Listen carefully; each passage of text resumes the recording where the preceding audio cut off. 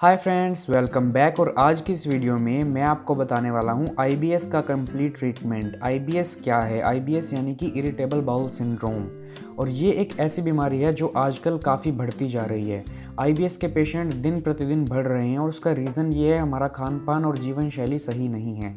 IBS का patient कौन होता है, उसके क्या क्या सिम्टम होते हैं, कैसे आप इस बीमारी को ठीक कर सकते हैं, साथ ही साथ अल्सरेटिव कोलाइटिस के बारे में मैं आपको जानकारी इस वीडियो में दूंगा, क्योंकि ये दोनों बीमारियां कुछ ना कुछ हद तक आपस में जुड़ी हुई हैं। इसके अलावा पेट की जनरल जो खराबी होती है, डायरिया होता है, उसका भी ट्रीटमेंट इसी वीडियो में आपको पता लग जाएगा। ये एक वीडियो है और इसमें 3 से 4 बीमारियों के ट्रीटमेंट के बारे में आपको जानकारी दूंगा। एक ही ट्रीटमेंट है जिससे 3-4 बीमारियां आपके ठीक हो सकती हैं। तो जल्दी से इस वीडियो को लाइक कर दीजिए, शेयर कर दीजिए उन सभी के साथ जिसको भी इसकी ज़रूरत है, ताकि सब इसका फ़ायदा उठा सकें। तो फ्रेंड्स, सबसे पहले बात ज़रूरी ये है कि आईबीएस होता क्या है।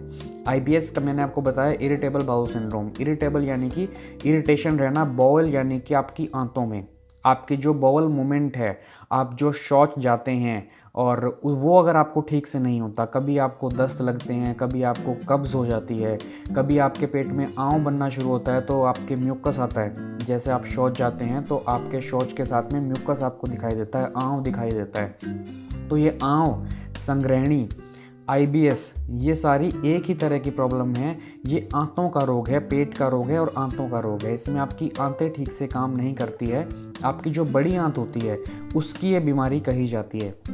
इसके अलावा एक अल्सरेटिव कोलाइटिस नाम की बीमारी होती है, जिसमें पेट में आंव के साथ खून भी आने लगता है और उसका पेशेंट तो बहुत ज़्यादा परेशान रहता है।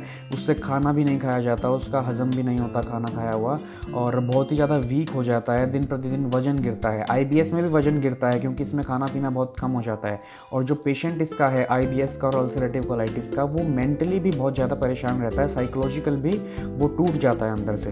तो आईबीएस और अल्सरेटिव कोलाइटिस और आंव बनना, ये सारी जो समस्याएं हैं ये काफ़ी गंभीर समस्याएं हैं और एलोपैथी में इसका ट्रीटमेंट पूरी तरह से नहीं है। अल्सरेटिव कोलाइटिस का कुछ हद तक ट्रीटमेंट एलोपैथी में हो जाता है, लेकिन आईबीएस के पेशेंट्स जो हैं वो एलोपैथी ट्रीटमेंट बहुत ज़्यादा लेते हैं। उनका पेट कभी भी फिर भी ठीक नहीं होता है। कितनी भी तरह के आप एंटीबायोटिक्स खा लीजिए, कितनी भी तरह के आप एंटासिड्स खा लीजिए, जब तक आप दवाई लेते रहेंगे तब तक थोड़ा सा आपको रिलीफ रहेगा, उसके बाद में आपको रिलीफ नहीं रहेगा। तो आज की इस वीडियो में आईबीएस कवर मैं करूंगा। आईबीएस आप कैसे ठीक कर सकते हैं, उसमें मैं आपको मेंटल सपोर्ट के लिए भी मैं आपको मेडिसिन बताऊंगा, और पेट को ठीक करने के लिए जो आपकी मेडिसिन है वो भी मैं आपको बताऊंगा। साथ ही साथ आपको कुछ एक्सरसाइज और प्राणायाम के बारे में बताऊंगा। आप पूरी तरह से अपना आईबीएस क्योर कर सकते हैं इस ट्रीटमेंट से, क्योंकि ये बिल्कुल ट्राइड और टेस्टेड ट्रीटमेंट है। तो फ्रेंड्स, सबसे पहले मेरे पास यहाँ पे 4 मेडिसिन टोटल हैं, और चारों कैसे इसमें यूज़ करनी है। जिसको डायरिया की प्रॉब्लम है, खाना खाते हैं जिसको पेट साफ़ होता है, या फिर कभी जिसको कभी डायरिया हो जाता है, कभी उसको कॉन्स्टिपेशन हो जाता है, वो भी इसको फॉलो कर सकते हैं। वो भी आईबीएस की श्रेणी में ही रोग आता है। या फिर कई लोग ऐसे हैं जिसको दस्त ही लगते हैं, जिसको जो शौच आता है वो हमेशा ढीला ही आता है, बंधा हुआ मल नहीं आता, कहने का मतलब ये है। तो उन लोगों के लिए भी ट्रीटमेंट बहुत अच्छा है, आपको बहुत जल्दी इसमें फ़ायदा देखने को मिलेगा। तो फ्रेंड्स, बात करते हैं सबसे पहले आईबीएस के रीजंस क्या हैं। एलोपैथिक के हिसाब से देखा जाए, एलोपैथिक ट्रीटमेंट के हिसाब से या उन डॉक्टर्स के हिसाब से देखा जाए, तो इसके कोई ऐसे रीज़न नहीं है जो कि पूरी तरह से आइडेंटिफाई हो पाए हैं। इसका रीज़न कोई भी हो सकता है। संक्रमित पानी अगर आपने पिया, आपका पानी सही नहीं है पीने का, आपका भोजन जो खाने का है वो गंदगी वाला आपने कभी खाया, कभी आपको पेट की बीमारी ऐसी हुई जो ठीक ही नहीं हुई, तो वो आईबीएस बन जाता है। पेट में आपको कभी आंतों में कोई इन्फेक्शन हुआ जो कि क्योर नहीं हो पा रहा है, तो उसको डॉक्टर्स फिर आईबीएस बोल देते हैं। ये इरिटेबल बाउल सिंड्रोम है।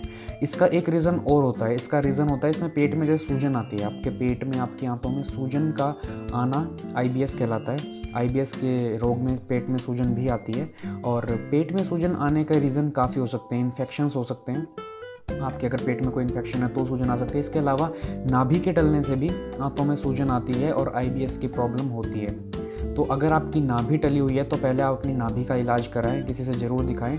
आपको आसपास अपने कोई ऐसा ज़रूर मिल जाएगा जो आपकी नाभि की जांच करके ये बता सके कि आपकी नाभि सही इस जगह पर, अपनी जगह पर है या नहीं है। अगर आपको नाभि की प्रॉब्लम है तो आप पहले उसको आप ठीक करा लें। उसके बाद आपको इलाज क्या करना है वो मैं आपको इस वीडियो में बता देता हूँ। तो मेरे पास 4 मेडिसिन यहाँ पर हैं, और पहली मेडिसिन मेरे पास जो है वो है कुटज़ारिस्ट। कुटजा रिस्ट क्या होती है? कुटज नाम का एक पौधा होता है, आप गूगल करेंगे तो आपको कुटज दिख जाएगा, ये आप अपने स्क्रीन पर भी देख सकते हैं।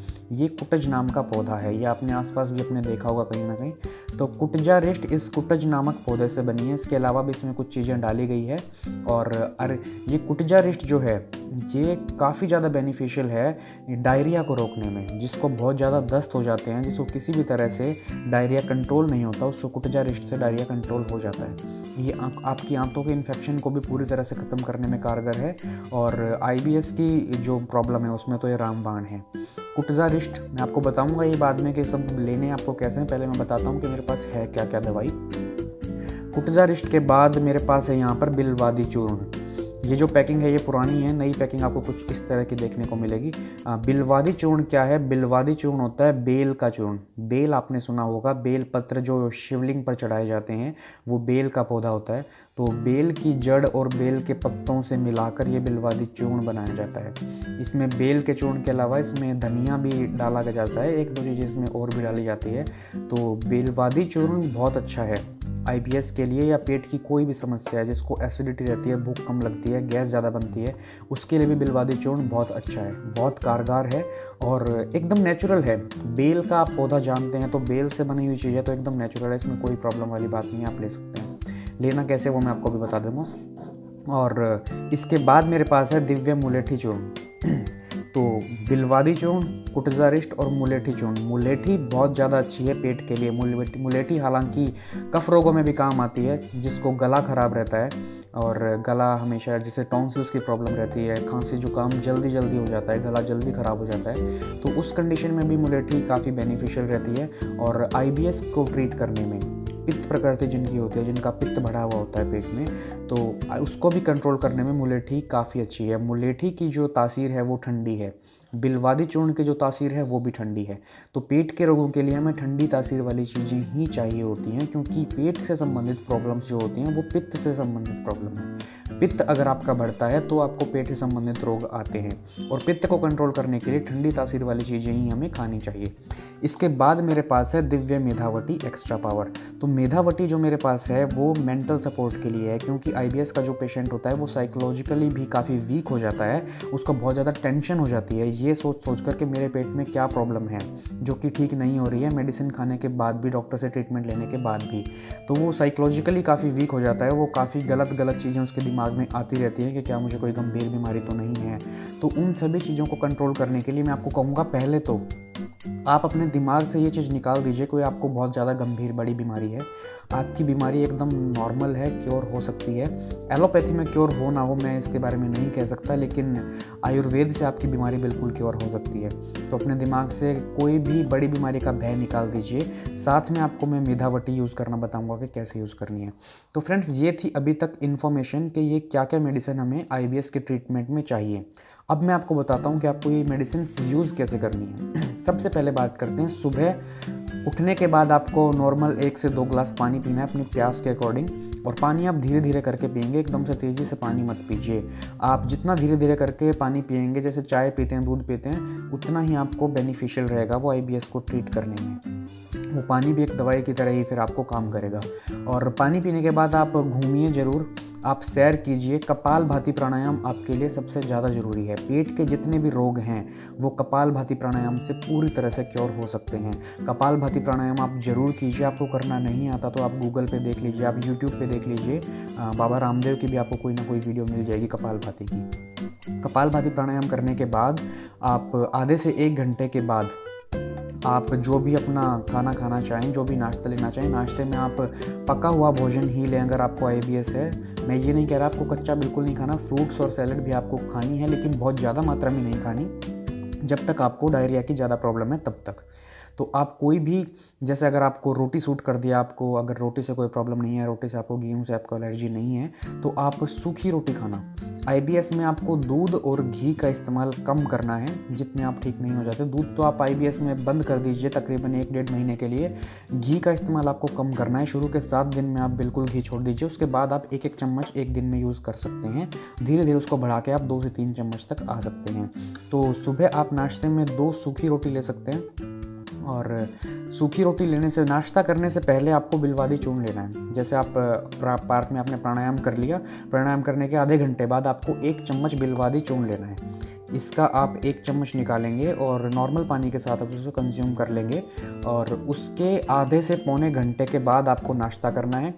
नाश्ता करने के फिर 1 घंटे बाद आपको कुटजा रिस्ट लेनी है। ये आपको 4 चम्मच लेनी है बराबर मात्रा में पानी मिलाकर। ये काले रंग की ही है, जैसा आपको इस बोतल का रंग दिख रहा है। कुटजा रिस्ट का भी कलर वैसा ही है। पीने में थोड़ी कड़वी होती है लेकिन बहुत ही ज़्यादा कारगर औषधि है। आप देखेंगे कि इससे आपके रिजल्ट्स कितनी जल्दी आते हैं। तो 4 चम्मच कुटजा रिस्ट खाना खाने के 1 घंटे बाद, और खाना खाने से आधे पौने घंटे पहले बिलवादी चूर्ण 1 चम्मच। ये आपको सुबह करना है और सेम ट्रीटमेंट आपको ये शाम को भी करना है। जैसे सुबह आपने खाना खाने से पहले बिलवादी चूर्ण ले लिया, खाना खाने के 1 घंटे बाद आपने कुटजा रिस्ट ले ली। ऐसे ही शाम को भी आपको डिनर से आधा पौना घंटा पहले आपको 1 चम्मच बिलवादी चूर्ण खाना है और डिनर के 1 घंटा बाद आपको 4 चम्मच कुटजा रिस्ट, 4 चम्मच बराबर मात्रा में पानी मिलाकर पीनी है। तो ये तो होगा सुबह शाम का आपका ट्रीटमेंट। दिव्य मेधावटी आपको सोने से आधा घंटा पहले लेनी है नॉर्मल पानी के साथ या फिर हल्के गुनगुने पानी के साथ। नॉर्मल के साथ भी ले सकते हैं, कोई प्रॉब्लम वाली बात नहीं है, ठंडा पानी नहीं होना चाहिए बस। और ये आपको दिन में 1 बार ही लेनी है, सोने से आधा घंटा पहले 2 गोली। जैसे आपने 8 बजे खाना खाया तो आप 9 बजे कुटजा रिस्ट ले लीजिए, और अगर आप 10 बजे सोते हैं तो फिर 9:30 बजे आप दिव्य मेधावटी ले सकते हैं। इस तरह आप इसको कंज्यूम कीजिए। और मुलेठी चूर्ण, अब बात आती है, मुलेठी चूर्ण आपको कंज्यूम करना है दोपहर में। जैसे सुबह और शाम तो आपने बिलवादी चूर्ण और कुटजा रिस्ट ले ली, सोने से पहले आपने मेधावटी ले ली। बात आती है मुलेठी चूर्ण की, तो ये आपको दोपहर के खाने के 1 घंटे बाद कंज्यूम करना है या फिर 1 घंटे पहले कंज्यूम करना है। जिसमें आपकी चॉइस चल सकती है। इसमें आप या तो दोपहर का जो लंच आप करते हैं, लंच के 1 घंटा या तो पहले या 1 घंटा बाद में 1 चम्मच नॉर्मल पानी के साथ, गर्म पानी से नहीं लेना है, एकदम नॉर्मल पानी के साथ लेना है जो रूम टेम्परेचर का पानी होता है। और प्राइस की मैं आपको बता देता हूँ, ये ट्रीटमेंट ज़्यादा कॉस्टली भी नहीं है। ये कुटजा रिस्ट आपको मिल जाएगा, देखिए 75 रुपीज़ इसका रेट है। 1 बॉटल में ही आपका काम चल जाएगा। आपको ये कंप्लीट ट्रीटमेंट जो है ये 1 महीने तक लेना है। 1 महीने के लेने के बाद आप मुझे कमेंट सेक्शन में बताएं कि आपकी प्रॉब्लम कितनी सही है। मेरे अकॉर्डिंग आप 1 महीने से पहले ही ठीक हो जाएंगे, 15 से 20 दिन में आप पूरी तरह से ठीक हो जाएंगे। लेकिन आपको कंटिन्यू 1 महीना ज़रूर लेना है ताकि आप अंदर से जड़ से इस बीमारी को ख़त्म कर सकें। ये बहुत ही गंभीर बीमारी है, लेकिन इसका इलाज जितना गंभीर ये बीमारी है उतना ही सरल इसका इलाज है। और ये बिलवादी चूर्ण की अगर बात करें तो बिलवादी चूर्ण का रेट 45 रुपीज़ है। 45 रुपये का आपका बिलवादी चूर्ण है और 75 रुपये की आपकी कुटजा रिस्ट है, और 45 रुपये की ही आपकी मुलेठी का चूर्ण है, 45 रुपये का। और ये आपकी आ जाएगी मेधावटी एक्स्ट्रा पावर, 185 इसका रेट आपको दिख रहा है। तो कोई ख़ास ज़्यादा महंगा ट्रीटमेंट नहीं है, ईजीली आप क्योर कर सकते हैं अपना IBS। अल्सरेटिव कोलाइटिस की अगर आपको प्रॉब्लम है तो उसमें भी आप अपनी ट्रीटमेंट ले सकते हैं। आपको डायरिया की प्रॉब्लम है, खाना खाते ही आपको शौच जाना पड़ता है, तो उस कंडीशन को भी क्योर करने में आप ये ट्रीटमेंट ले सकते हैं। तो फ्रेंड्स, आज की इस वीडियो में इतना ही। अगर आपके कोई सवाल हैं या सुझाव हैं तो कमेंट सेक्शन में मुझे लिख दीजिए, मैं उसका आंसर जरूर करूँगा। और चैनल को सब्सक्राइब कर लीजिए ताकि आगे भी आपको ऐसी वीडियोज़ देता रहूँ। Thanks a lot for your time, bye bye.